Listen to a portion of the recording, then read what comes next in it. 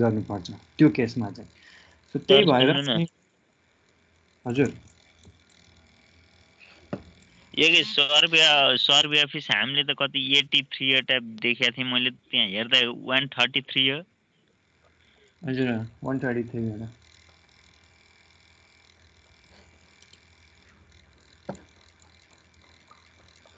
Okay so ठ्याक्कै I think 133 अराउन्डमा छ है, 1-2 नम्बर यताउता हुनसक्छ। त्यो भएर के भयो त भन्दाखेरि सो यसमा चाहिँ नेपाली कुराहरू पनि छ होइन, नेपालीमा पनि लेखिएको छ। अनि प्लस क्याडेस्ट्रियलको अब इन्टरनेसनल पोइन्ट अफ भ्यू होइन, क्याडेस्ट्रियलको कन्सेप्ट्स मिनिङहरू चाहिँ हामी जस्ट यो च्याप्टरमा होला अलिक बढी नेपालीमा कुराहरू छ। अनि प्लस यो नियमहरू होइन, नीति नियमहरू पनि एकदमै आवश्यक छ, जुन चाहिँ के छ त त्यो पनि नेपालीमा छ। So you have to study that as well होइन। अनि रिसोर्सेसहरू चाहिँ जति छन्, पत्रिकाहरू, किताबहरू होइन, कसैले बनाएको म्यानुअल्सहरू, त्यहाँ पनि धेरै जसो नेपालीमै कुराहरू छन्। ओके सो परिचय अब क्याडेस्ट्रियल नापी होइन, क्याडेस्ट्रियल सर्वे अथवा किता नापी। सो भूमि लगतको निम्ति नक्सा तयार पार्ने प्रक्रिया, अर्थात् चारैतिर साँधले घेरिएको र प्रत्येक स्थानमा हकभोग र किसिमको समानता भएको जग्गाहरूको टुक्रालाई सर्वेक्षण गरी निश्चित मान नापमा नक्सा तयार पार्ने विधिलाई नै किता नापी भनिन्छ होइन। कति धेरै कुराहरू छ यहाँ। सो भूमिको लगत निकाल्नु पर्यो है, चाहिँ नेपाली अलिकति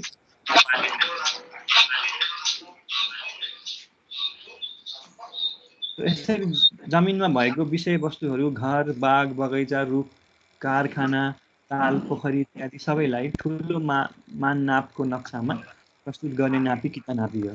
एकै वाक्यमा भन्नुपर्दा नियमित तरिकाबाट तयार गरिएको सर्वेक्षणमा कार्यमा आधारित जग्गा जमिन सम्बन्धी सार्वजनिक विवरण हो। सो इट इज भेरी, यो एकदमै यो दुईवटा लाइन यो नेपालीमा लेखिएको चाहिँ। So you have to read it again है। आफूले तिमीहरूले एकचोटि फेरि 1-2चोटि पढेपछि बल्ल अन्डरस्ट्यान्ड गर्छ यसको मिनिङ होइन। सबै कुराहरू त्यसमा चाहिँ आउँछ है, यसको इम्पोर्टेन्स किन हो, के हो, कसरी गरिन्छ होइन, त्यो कुराहरू चाहिँ। So cadastral maps are usually large scale maps है। सो लार्ज स्केल म्याप भनेको चाहिँ के छ त भन्दाखेरि, स्मल स्केल म्यापले चाहिँ के गर्ने भयो, ठुलो एरिया कभर गर्ने भयो। लार्ज स्केल म्यापले चाहिँ युजुअली अलिकति सानो एरिया कभर गर्ने भयो, बढी डिटेलमा हुने भयो होइन। अब ल्यान्ड भनेको त एकदमै इम्पोर्टेन्ट एन्टिटी हो हरेक मान्छेको लागि, हरेक व्यक्तिको लागि होइन, समाजको लागि, सबैको लागि।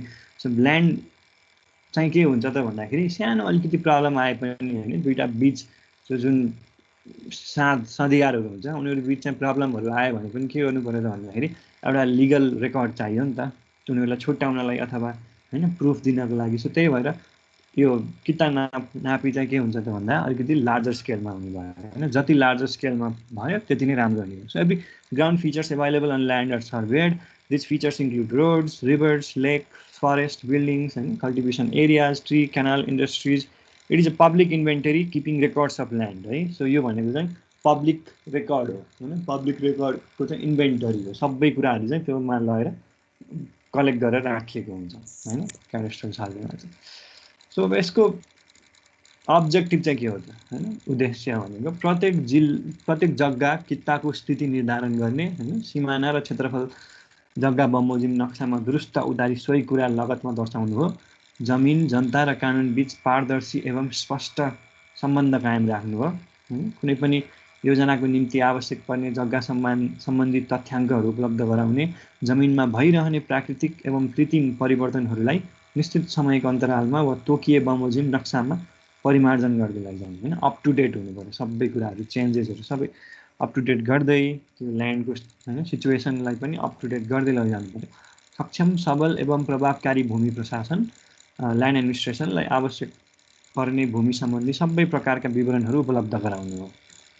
So land administration is defined as the process of determining, recording and disseminating information about the tenure, value and use of land when implementing land management policies है। यो भनेको सबै कुरालाई चाहिँ इन्क्लुड गर्यो फेरि है। त्यसको चाहिँ ल्यान्डको टेन्यर, ल्यान्डको भ्याल्यु, ल्यान्डको युज होइन, त्यो सँगसँगै त्यसको चाहिँ पुरै के गर्यो त भन्दाखेरि रेकर्डहरू राख्यो। अनि प्लस के गर्यो त भन्दा ल्यान्ड म्यानेजमेन्टको पोलिसिजहरू चाहिँ इम्प्लिमेन्ट गर्यो होइन। त्यो जग्गालाई चाहिँ कुनै त्यो जग्गालाई चाहिँ कानुन बाहेकको रूपमा चाहिँ युज गर्न दिएन, अथवा कानुन सम्बद्ध जे छ त्यो किसिमले चाहिँ कुनै पनि व्यक्तिले हक भोग गर्न पाउनु भयो। यो एकैचोटि अलि बढी इन्फर्मेसन भयो जस्तो हुन्छ होइन, सर पढेपछि चाहिँ बुझिन्छ बिस्तारै है। हिस्टोरिकल ब्याकग्राउन्ड होइन। अब यो चाहिँ किन चाहिन्छ त क्याडेस्ट्रे होइन, किता नापी किन चाहिन्छ त भन्दाखेरि यो न्युजहरू हेऱ्यो भने अथवा हुन्छ नि आजकल त्यो युट्युब भिडियोहरू आयो भने पनि आई थिङ्क 1-2 वर्ष अगाडि होइन यो पोखराकै थियो, त्यहाँ दुईजना साथीयारहरू चाहिँ पुरा लडेको क्या, त्यो टेपै काटिदिएको है, लडेको एकदम झगडा भएको त्यो खाले चाहिँ भिडियोहरूमा आइरहेको थियो होइन। अनि मान्छेहरूलाई चाहिँ के हुन्छ त भन्दाखेरि जग्गा जमिन सम्बन्धी होइन साँध मिच्यो, त्यो डिलहरू मिच्यो, यसले साँध सार्यो, यसले मेरो जग्गामा आएर यस्तो गर्यो उस्तो गर्यो भन्ने कन्फ्लिक्टहरू चाहिँ अति नै धेरै हुन्छ होइन। अनि अब यो ल्यान्ड इन्क्रोचमेन्टको कुराहरू जस्तै कुनै यो फेवाताल मिचियो होइन, अनि यो जहाँनिर चाहिँ अब यो चन्द्रगिरी बनाउँदाखेरि त्यसले फरेस्ट धेरै सखाप पार्यो होइन, सर्टेन लिजमा लियो तर जग्गा जमिन सबै सखाप पार्यो। अब यो यति होल्डिङ्सलाई चाहिँ नेपालको सबै सार्वजनिक जग्गाहरू दिइयो होइन। अनि यस्तो खालके विभिन्न यो जुन हुन्छ नि कन्फ्लिक्टको कुराहरू चाहिँ आइरहेको हुन्छ क्या है। सो त्यही भएर यदि हामीसँग चाहिँ स्ट्रङ डेटाबेस छ, लिगल रिजन्सहरू छ भने चाहिँ के हुने भयो त, अब के अरे ललिता निवास काण्ड, त्यो बालुवाटार काण्ड एक्सेट्रा होइन, कति धेरै कुराहरू आइरहेको छ नि मेन स्ट्रिम मिडियामा पनि।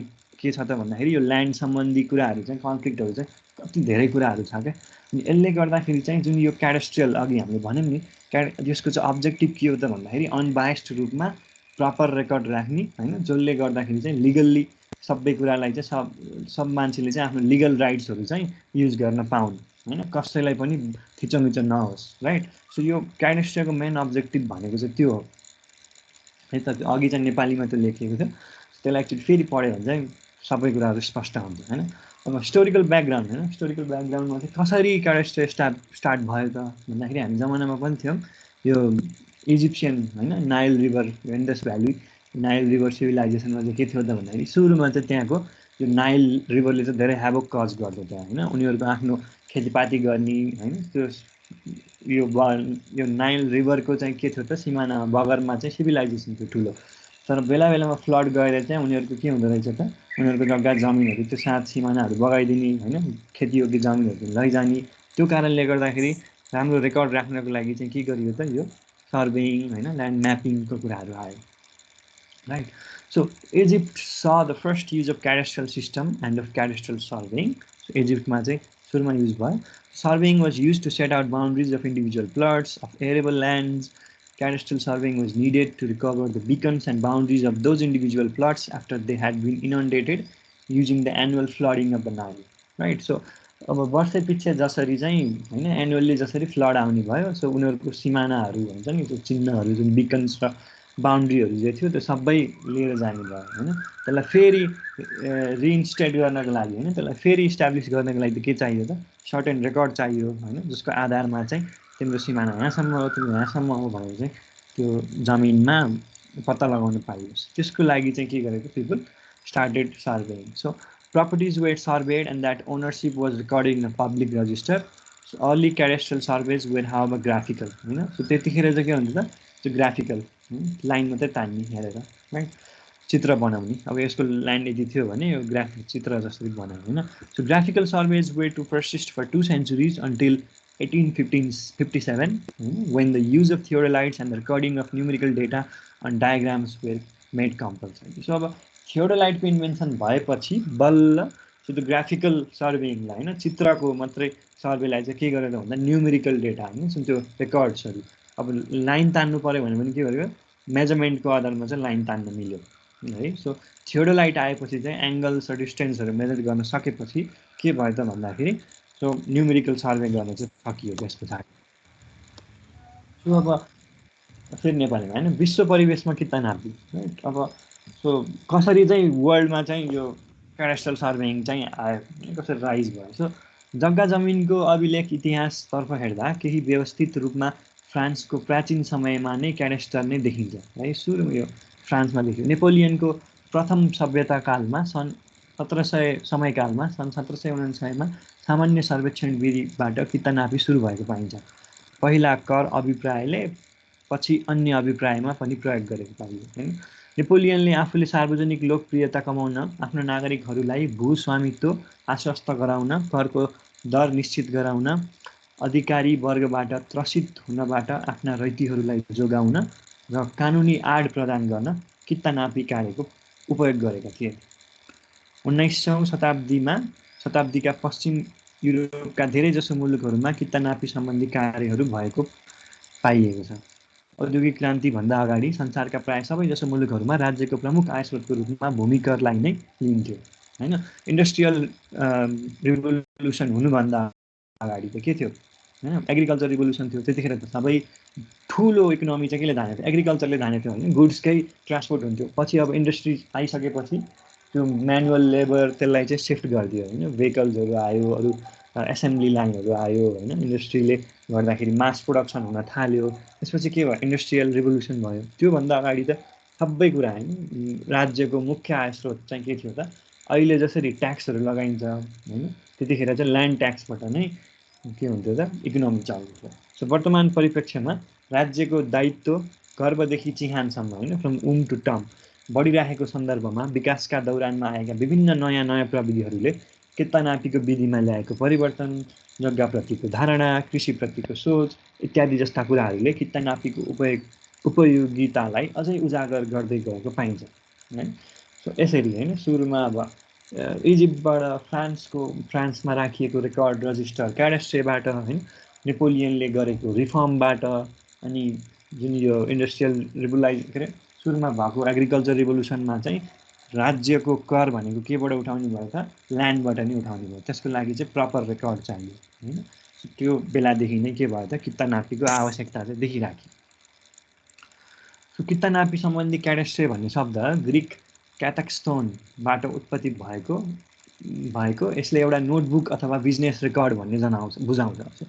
ग्रिक ल्याङ्ग्वेजमा चाहिँ के रहेछ त, क्याटक्स्थोन भन्ने चाहिँ एउटा रजिस्टर अथवा बिजनेस रेकर्ड लागि चाहिँ भनिँदो रहेछ। सो त्यसलाई नै पछि के गरियो त, जुन यो ल्यान्ड सम्बन्धी रेकर्डलाई चाहिँ क्याडेस्ट्रे भनेर चाहिँ भनियो, जुन त्यो रजिस्टर होइन, जुन रेकर्डलाई चाहिँ क्याडेस्ट्रे भनियो राइट।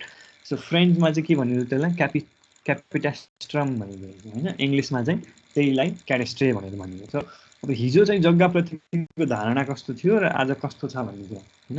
सम्पत्तिको रूपमा मात्र पहिला चाहिँ त्यो थियो भने राज्यले कर उठाउने प्रमुख स्रोतको रूपमा थियो होइन। भूस्वामित्वमा आधारित कित्तानापीसँग सम्बन्धित मात्रै थियो होइन। तर अहिले आएर सम्पत्ति एवं कहिल्यै नसकिने प्राकृतिक स्रोतको रूपमा होइन, it is long lasting and never destroyable resource होइन, एउटा रिसोर्स हो ल्यान्ड भन्छ होइन। राज्यको समग्र विकाससँग सम्बन्ध अभूतपूर्व आयाम होइन, बहुउद्देशिक कित्तानापीसँग सम्बन्ध छ। अब चाहिँ मल्टिपर्पज क्याडेस्ट्रीहरू आइरहेको छ कि अब ल्यान्ड भनेको चाहिँ जे कुरामा पनि होइन, मान्छे जन्मेदेखि मरुन्जेलसम्म होइन, सो ल्यान्डमै विलिन हुने हो लास्टमा गएर होइन। So everything happens on this earth होइन, सबै कुराहरू जे जति कुराहरू छन् त्यसको लागि चाहिँ यु निड अ प्लेस होइन, ठाउँमा कुनै न कुनै ठाउँमा कुनै न कुनै कुराहरू भइरहेको हुन्छन् होइन। स्पेसियल्ली हेर्ने हो भने so every activities as a coordinate होइन। तिमीले जे काम गर्यौ होइन, तिमीहरू कुनै ठाउँमा जन्मियौ है, कुनै ठाउँमा पढ्यौ, अनि अहिले युआर स्टडिङ होइन, अहिले त डब्लुआरसी आए पनि युआर स्टडिङ एट होम होइन। So you're occupying space every time होइन, हरेक एक्टिभिटी चाहिँ it happens in some space. So अब कुनै पोइन्ट अफ भ्यूले चाहिँ कुनै कुरा पोलिटिकल्ली अथवा सोसियली इम्पोर्टेन्ट छ भने, अथवा बिजनेस पोइन्ट अफ भ्यूमा चाहिँ त्यसले इम्पोर्टेन्स राख्छ भने, सो त्यो ल्यान्डको भ्यालु पनि बढ्ने भयो होइन। अब कुनै ल्यान्डले चाहिँ अब खासै त्यति त्यो कुनै पनि एक्टिभिटी त्यहाँ हुन्न भने होइन, त्यसको ल्यान्डले चाहिँ के छ, त्यसको भ्यालु पनि खासै कम हुने। सो एभ्रिथिङ ह्यापन्स होइन on some places. So Nijgadh विमानस्थलको कुरा आइरहेको छ होइन, यसले के गर्छ त भन्दा इन्भाइरोमेन्टल पोइन्ट अफ भ्यूबाट चाहिँ त्यसले के गर्छ त, इट हेज इम्पोर्टेन्स होइन, हात्तीहरूको कोरिडोर अथवा अरू एनिमलहरूको स्रोत होइन। सो त्यस्तो भयो। अनि फेरि इकोनोमिकल र यो डेभलपमेन्टको पोइन्ट अफ भ्यूबाट चाहिँ नेपालमा अहिलेसम्मको रेकर्डमा आएसम्म चाहिँ स्टडीले नभनेसम्म चाहिँ त्यो निजगढ बाहेकको अर्को अल्टरनेटिभ चाहिँ त्यतिको प्रपर अल्टरनेटिभ छैन भन्ने कुराहरू पनि आइरहेको छ होइन। So there is a clash between this two importances है। अब जनताहरूले चाहिँ प्रायोरिटाइज गर्नु पऱ्यो कि what is important for us, our environment, our ecosystem होइन, अथवा चाहिँ सो आवर डेभलपमेन्ट होइन, on cost of that environment. So यस्तो कुराहरू छ that directly deals with land है। यदि त्यो ठाउँमा त्यो जग्गा नभइदिएको भए, अथवा त्यो जग्गा चाहिँ अब हाम्रो यो पोखरा काठमाडौँ अथवा मिड हिल जस्तो भ्याली हिल्सहरू नभइकन त्यो जग्गा जाँदा के छ, it is a flat land होइन, एकदम भास्ट मेजोरिटीको फ्ल्याट ल्यान्ड छ, जुन चाहिँ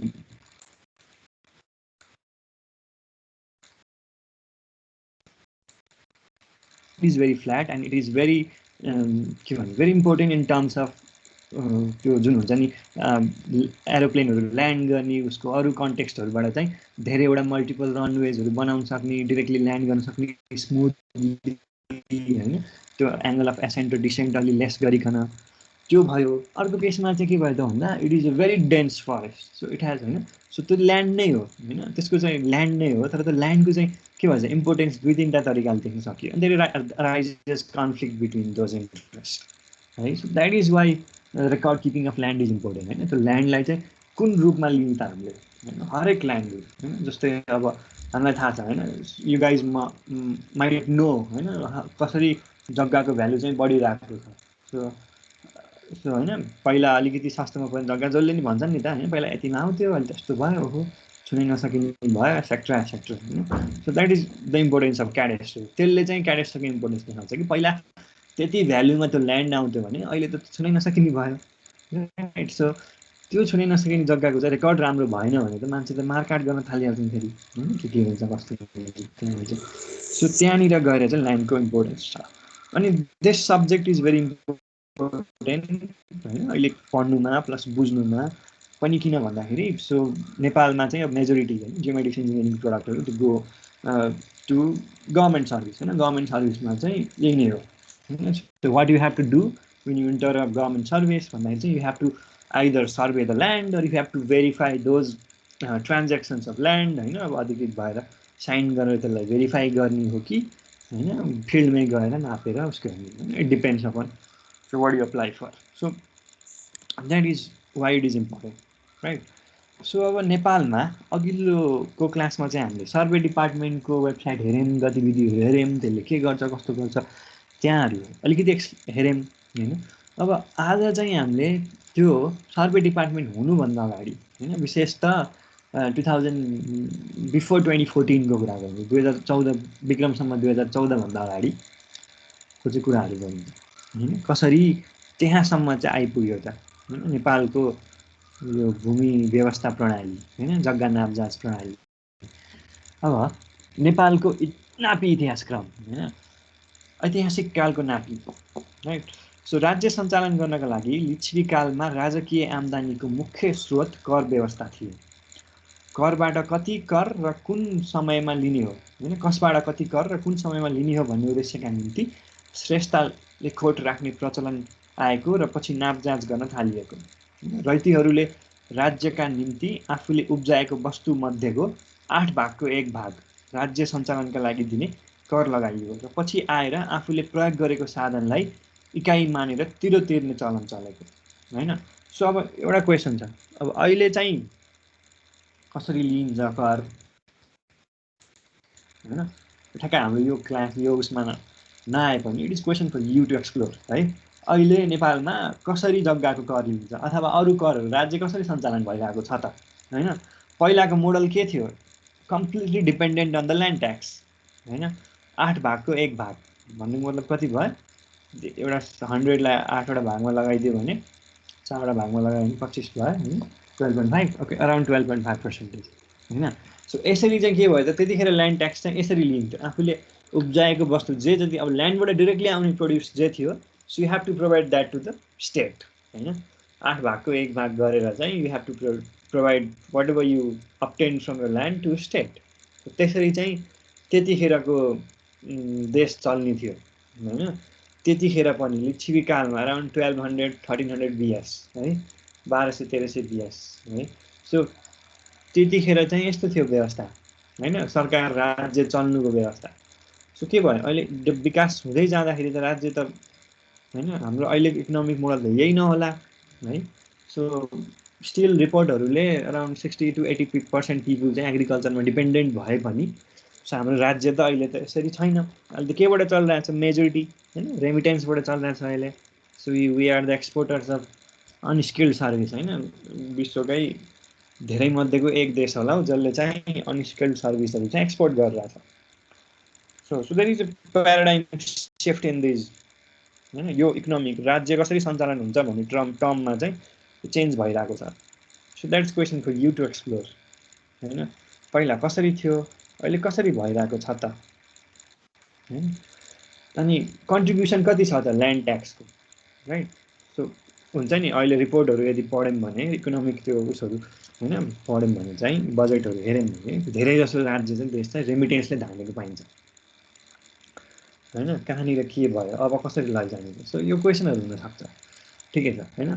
अब त्यो चाहिँ के थियो, लिच्छवीकालमा 8 भागको 1 भाग कर तिरिन्थ्यो। अनि त्यो कर चाहिँ के भयो त, हले पाटे कोदाले अनि कुटे प्रथा थियो। अब जग्गाहरूलाई छुट्याउने कुरा के, त्यसको मेजरमेन्टको स्केल्सहरू भनौँ न। सो हले भनेको चाहिँ 1 हल गोरु राख्ने औकात भएकाहरू होइन, 1 हल गोरु राख्न सक्ने औकात भएकाहरू 2टा।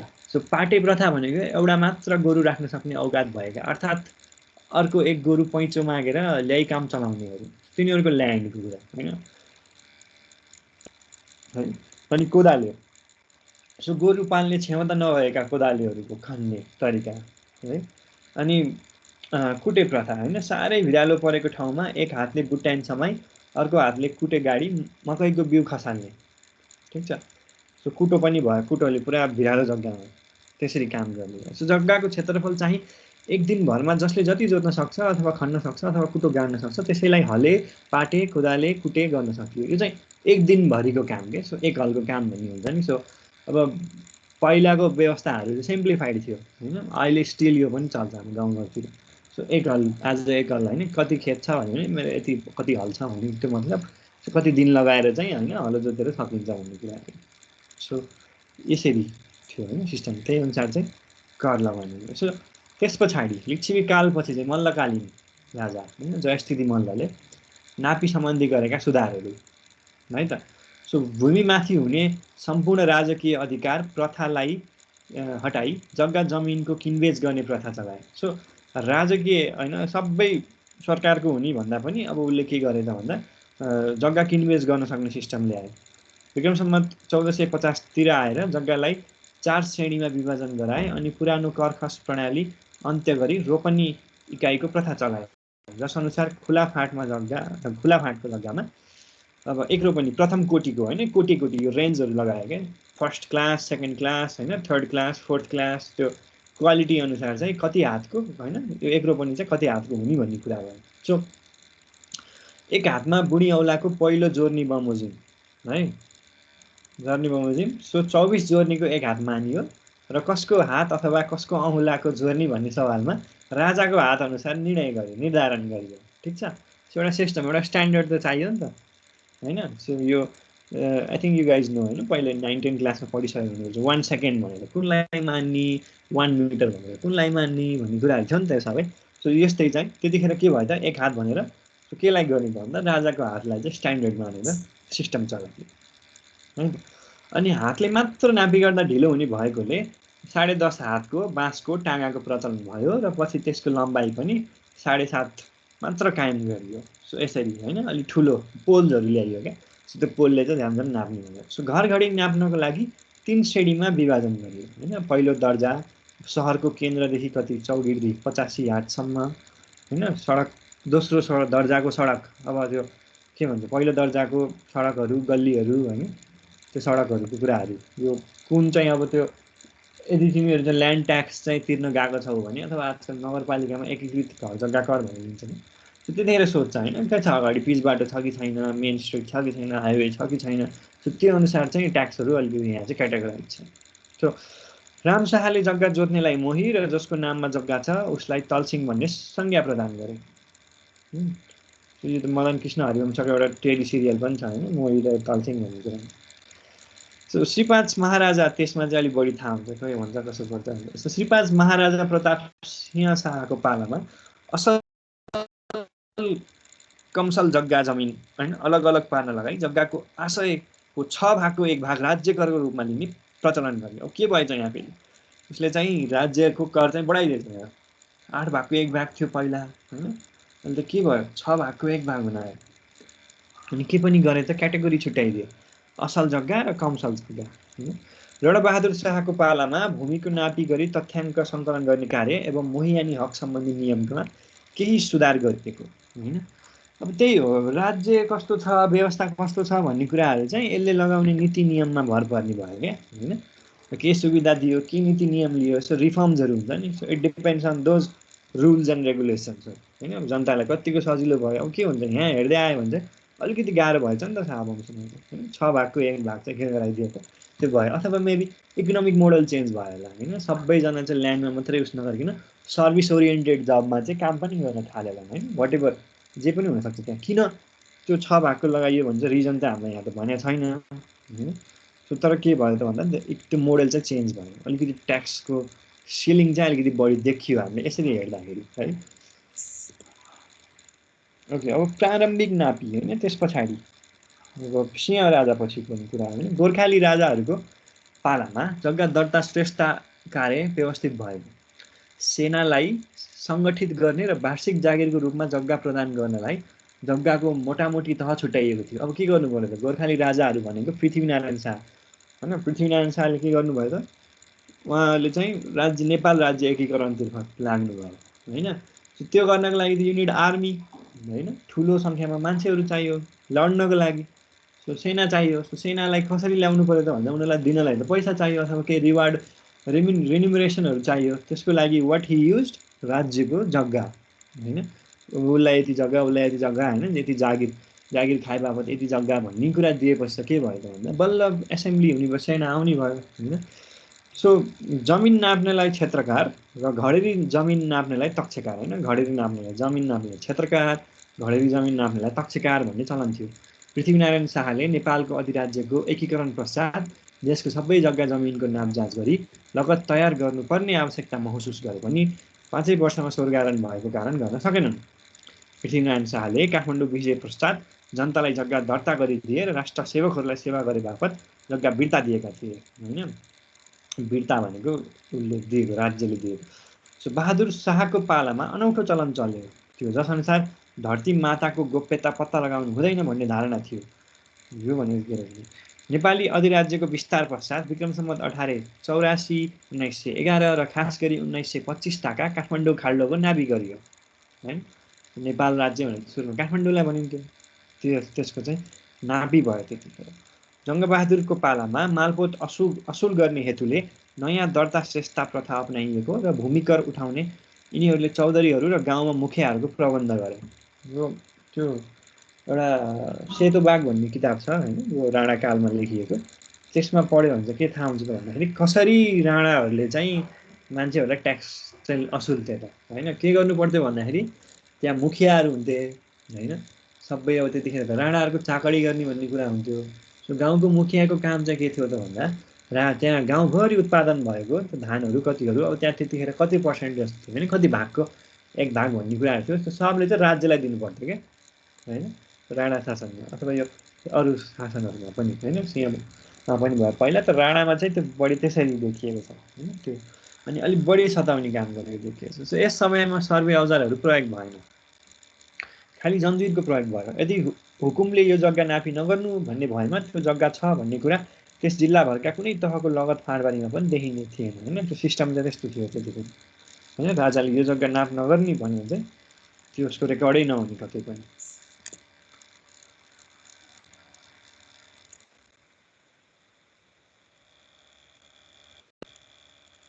देख्न सकिरहेको थियो। त्यस पछाडि के आयो डङ्गोल नापी होइन। डङ्गोल थर भनेको त्यो नापी कर्मीहरूलाई चाहिँ डङ्गोल भनेर भन्न थाल्यो। नापी काम गर्ने डङ्गोलहरूलाई छुट्याएकोले नापीलाई नै डङ्गोल नापी भनिन्थ्यो। त्यसकारण यसकालमा खास गरी पहाडी क्षेत्रतिर देखजाँच तरिकाले नापी गरिन्थ्यो। अब देखजाँच भनेको चाहिँ हेरेर मात्रै क्या। You don't use any measurement techniques होइन। You don't use any techniques. त्यो के गर्यो त यु ओन्ली सी होइन। हेऱ्यो अनि कहाँसम्म कति होला भन्ने अनुमान लगायो। अलिकति बढी अब क्यालकुलेटिभ गेस लगायो अनि त्यस पछाडि के गर्यो त ग्राफिकली तानिदियो यो यति हो भनेर भनिदियो। भौगोलिक बनावटको दृष्टिकोणले नापी गर्न अप्ठ्यारो पर्ने क्षेत्रहरूमा नापीकर्ताले यसो चारैतिर नजर फ्याँकी देखजाँच तरिकाले यति 4 किल्लाभित्र नै यति नै क्षेत्रफल पर्ला भने त्यसको लाग्ने बिउ बिजनको आधारमा जग्गाको विभाजन गरिन्थ्यो। किसिम छुट्याउँदा जै औजारले खेती गरिन्थ्यो त्यसै अनुसार हले पाटे होइन। जुन औजारले खेती गरिन्थ्यो त्यसै अनुसार हले पाटे कोदाले कुटे कायम गरिन्थ्यो। त्यस पछाडि के भयो सर्पट नापी भनेको जन्जिर नापी चेन सर्वेको होइन। जन्जिरको प्रयोग गरिएको नापीलाई सर्पट नापी भनिन्छ।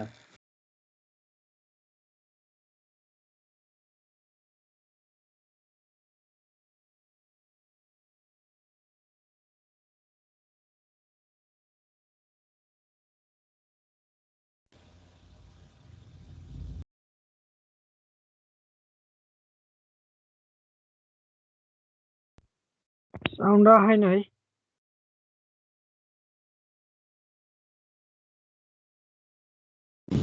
छैन छैन। श्री 5 को छाप लागेको जन्जिरबाट नापी गर्न सुरु भयो।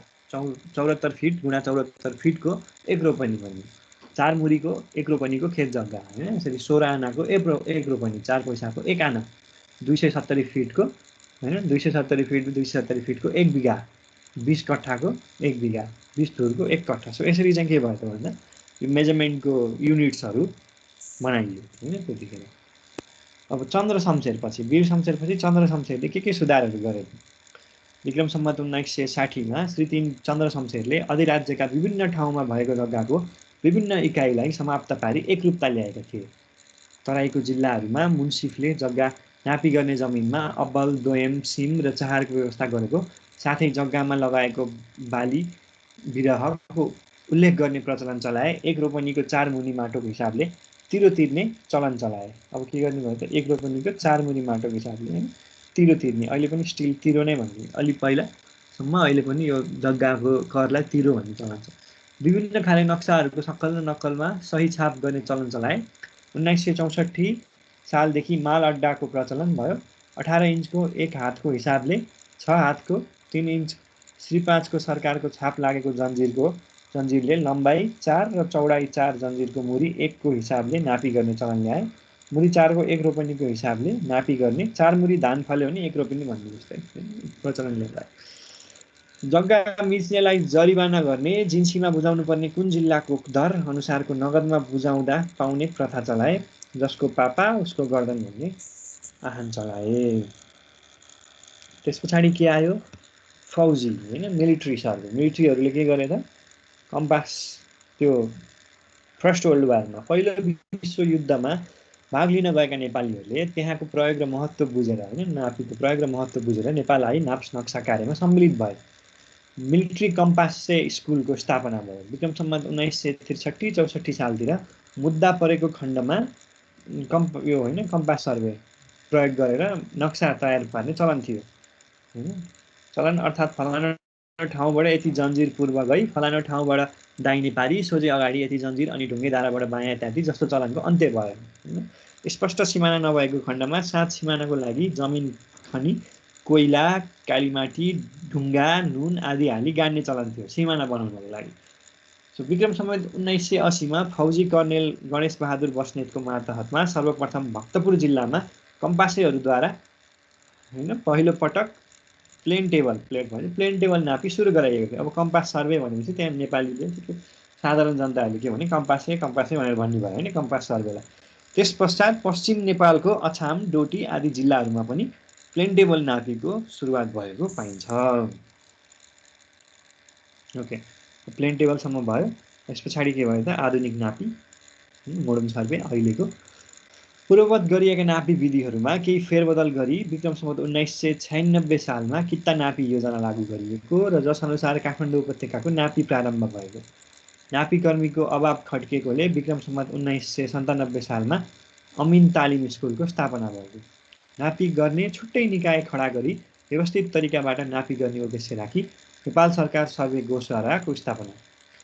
यस किसिमको नापीमा राजस्व अब इन्ट्रेस्टिङ छ है। यहाँ नापीमा राजस्व नघटोस् भन्ने कुरालाई दृष्टिगत गरी जग्गाको क्षेत्रफल सम्बन्धी होइन साबिकमा घटे नघटाउनु, बढे बढाउनु होइन।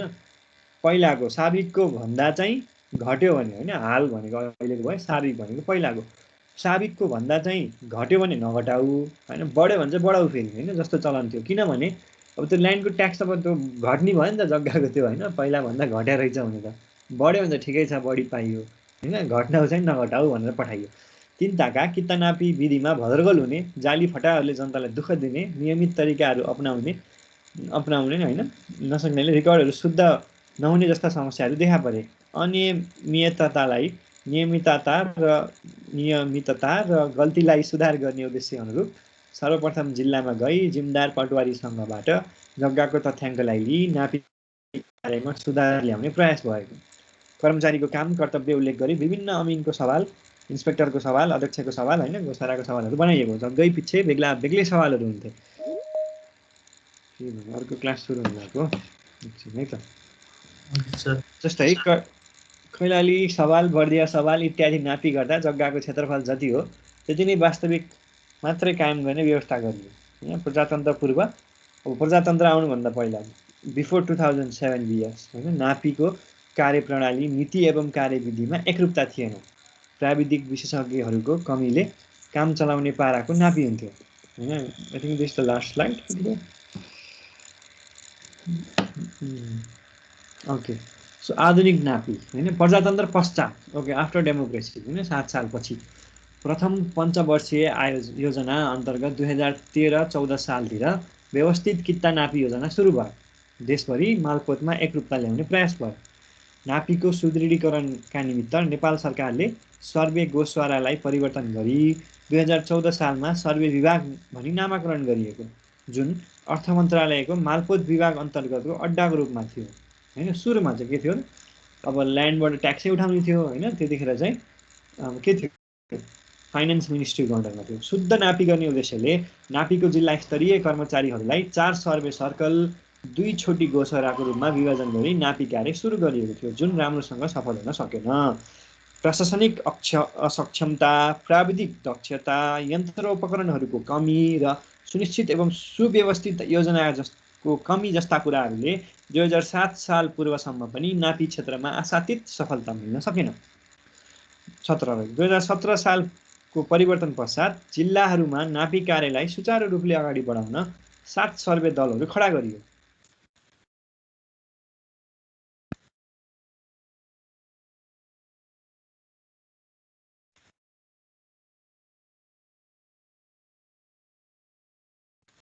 जसलाई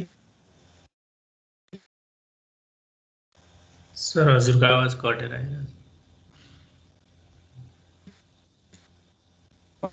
पछि सर्वे नापीको कार्य निम्ति आवश्यक जनशक्ति तयार पार्ने उद्देश्यले विभिन्न ठाउँमा घुम्ती अमिन तालिम र विदेशमा नापी सम्बन्धी तालिम लिने पठाउने कार्य भएको पाइन्छ। सो अब हामीले आज आएर कहाँ आएर एन्ड गऱ्यौँ त भन्दाखेरि लिच्छवी कालबाट सुरु गऱ्यौँ। सुरुमा हैन इन्टरनेसनल पर्सपेक्टिभको कुराहरू गऱ्यौँ अलिकति हैन। सुरुमा त नापी किन चाहिन्छ यसको अब्जेक्टिभ के हो भन्ने भयो। अनि अलिकति इन्टरनेसनल पर्सपेक्टिभको कुरा भयो हैन। त्यसपछि आएर के भयो त भन्दाखेरि नेपालमा चाहिँ बिफोर हैन के भन्छ यो 2017 हैन 2014 भनौँ अब 19 मै आयो नि भयो। 19 सालमा चाहिँ के भयो त जग्गा नापजाँच ऐन आछ हैन। सो तिमीहरूको आजको असाइनमेन्ट चाहिँ के हुन्छ भन्दाखेरि एक्चुअली यो जग्गा नापजाँच ऐनको बारेमा नै हुन्छ हैन। म चाहिँ अहिले राखौँला अहिले क्लास सकिँला। सो त्यसलाई चाहिँ सार्नु पर्छ। यो जग्गा नापजाँच ऐन एकदम इम्पोर्टेन्ट छ हेर हैन पछि लोकसेवा पोइन्ट अफ भ्यूबाट पनि।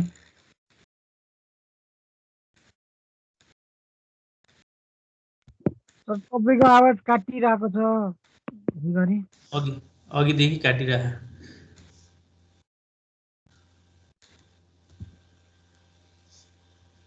अहिले त आउनै छोड्यो। तिम्रो त आइरहेछ सुनिल। सरको आवाज काटिरहे। अघि त्यो आधुनिक नापीमा